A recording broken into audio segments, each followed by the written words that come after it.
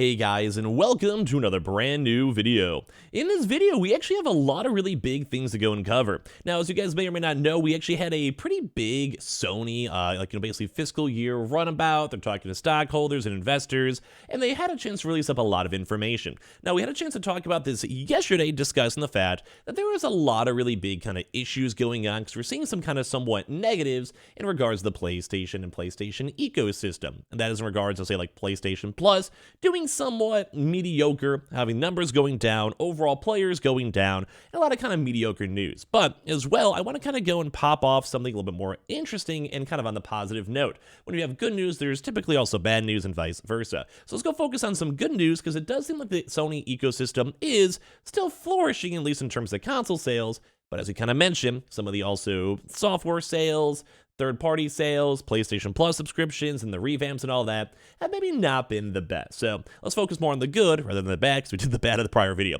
So if any of you guys are brand new, make sure you guys are subscribed for a nice little holiday giveaway, or for a $500 giveaway itself, or just the Xbox or PlayStation console you get to pick. And as well, we have the Twitter down below and Twitch for those bonus entries. As well, we also have the Amazon links and Target links down below for you guys to check and see. So let's dive into the video. So as I mentioned, we've had a lot of information come out when it comes to Sony and PlayStation, and the numbers themselves are still intriguing. There is a chance for them to kind of go bolster this up and going up and up and up, but at the end of the day, we're gonna have to go and see. So right now, Sony hit a really big milestone, which is good. Where basically have sold over 25 million PlayStation 5s. It still expects to sell 18 million units as of this year. Now that's insane. But no, overall, 25 million total PlayStation 5s. It doesn't feel like it, because I'm still sitting here doing day-to-day restocks of where, when, how you can go find your consoles and, all of that. But maybe it'll feel a bit more legitimate, because now we just have, if you guys missed that prior video, the PlayStation VR 2 has also been announced. So now we're actually getting really big hardware features. We have 25 million potential consumers for that. And obviously, Sony keeps on saying they want to maintain and keep on selling as many PlayStation 5s as they possibly can.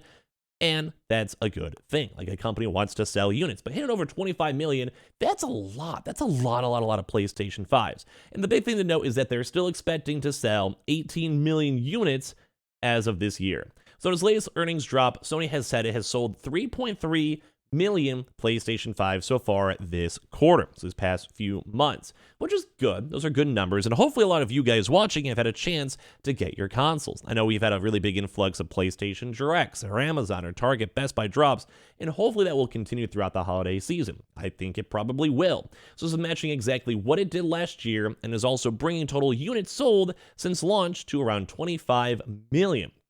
Now, that's great to see, because the prior numbers, it's been a little while. It's been falling around 21 million. But it makes sense. You have a whole quarter, sell 3.3, runs up to 25. Makes sense. Good for that. So they're making good numbers. I think the Xbox at this point, I think their next big goal is going to be around 20 million or so. And they're getting up there slowly but surely. Switch is at hundreds of millions. It's insane, 110 million or something like that.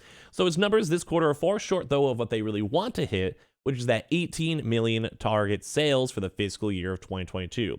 Those sales through this fiscal year of ending March 31st are now at 5.7 million, and this is kind of roughly the same pace they had in 2021, which is around 5.6 million that same fiscal quarter. Now, that's why it's a little bit intriguing, though, because it kind of seems like 2021 was actually they fell short. They wanted a lot more production, they want more numbers, they wanted to make a lot of good things go and happen, and I am that's good. I really think that's good to see that they're trying their best to make as much stock and sell as much stock, and we've kind of seen the fruits of their labor. Although I do kind of feel like the United States market still is getting a big priority, which a lot of my viewers in the United States, so that's fine. Same with the UK and Canada, they're getting some okay prio. But for a lot of the other countries around the world, with both the price increase, but as well, just general availability being smaller, it's a little bit of a harder situation to deal with. But that's kind of also justified too in the fact that we just buy a lot of games here in America, so software sales make up for it, even if the price is slightly cheaper. But it does kind of seem at least the numbers are doing good. 25 million in my mind is a huge milestone. The next big one's probably going to be 50 million, but that might be another 2 or so years away, depending on how the semiconductor supply chain, all these other issues kind of go flying on up. So despite the equal number of PS5 sold, revenue though was actually up, as we covered up in the prior video. Although PlayStation Plus subscribers have gone down and third-party software has gone down, revenue though in general has gone up. So it's actually gone up 12% to 727 billion yen, around $5 billion, thanks in part to a PS5 price increase earlier this year. However, though, profit was down by 49% to the company's recent acquisition of Bungie, along with game developer cost increases. So it kind of seems like because obviously you're getting Bungie, and that's going to ideally make you a lot more money as time goes on. I think that's a good thing. I think I'm down with that. Let's go and make that happen. I mean, Bungie, they have good games. They have Destiny. They have other various games in the works. They have like other private games too as well. I think it's good. However, though, profit was down by, like we said, 49%. That still stinks as a business. But if you're investing, you're reinvesting, you're trying to get more games and individual games sold, I think it's like a worthwhile cost. I think you guys would agree. And also, they also had a lot more game developer costs too. Now, that kind of ties into the fact of like, people have to have higher salaries, sign-on bonuses. Maybe you want to just make a few more studios. You want to hire like 100 more people. It's going to cost money over the time. But as of right now, Sony has sold 11.5 million consoles last year, which is good. So we can probably assume that 2022 might be a little bit higher, because right now we're currently about 100,000 above it, but it's pretty similar. But I do think that Sony, with the God of War bundles, Call of Duty bundles, they kind of have the reason to put more money into faster shipping and making more costs, or pay like an extra premium, because they're also making money then off the software sales regardless, and these games are already done. So like, it's kind of like, if you get the sale either way, why not? So I do think that we'll probably maybe have a little bit more, and also because it is the holidays and more people are expecting good console drops, so we'll kind of keep you guys in the loop for that. So basically a lot of this depends though on holiday sales, if they can kind of keep up production, but right now it does seem like there's been a lot of consoles available. I'm not sure if that's just like basically demand waning, which is always a chance for that, or as well if it's just more of like, say, supply is just getting better, also a good chance for that. So a lot of these holiday sales have a chance to kind of maybe bolster up these numbers, maybe an extra 500,000 or a million, depending on how well they do throughout the world. So, and we've also had like really good restocks. Like I've said, we've seen a lot of places in stock, consistently in stock, and having large amount of stock available too as well. So basically in May, they did go and say that they will finally be able to ramp up production to meet the PS5 demand as supply chain issues are easing. While it hasn't given any numbers in that regard, anecdotally, it appears that the console is also going to be easier to find, which is also true. So I'm not sure, like just based on the numbers, it doesn't seem like the numbers are changing. So maybe it just might be more of like a demand thing where people, obviously, as they get their consoles and buy their consoles, then they're not actively looking for the consoles too, or maybe just the bundles have also just maybe deterred a few folks for that extra $60, because maybe not everyone wants Horizon. Kind of go either way. So one big thing to note, though, is that software sales fell from 62.5 million units from 76. Now, there really wasn't any huge games coming out these past few months, although now with Call of Duty Modern Warfare 2 and God of War, we can maybe see these digital downloads bumping up. Like we had Last of Us Remake, but that was kind of niche. Like a lot of people have already played it, had a little bit of controversy tied into it. But God of War, I think, is going to be a good game. I think initial early reviews have been great, and everything's been going solid. So I like to see this. I like seeing the movement. I like seeing everything. So good stuff with that. I like this. Like, I like seeing this. I like this. But once again, though, we did have those PlayStation Plus subscriber numbers going down. So in terms of sales, though, sales have been good. The amount of numbers have been good. We like seeing this. This is good. Big thumbs up. But once again, you got to maintain it, which is maybe going to be hard. They may have to pay extra money for it, or etc. But I think $25 million is like something that Sony deserves some claps on. I think that's a good number. I think that's a good vibe. I like seeing people getting their consoles when that's really, really good at the end of the day.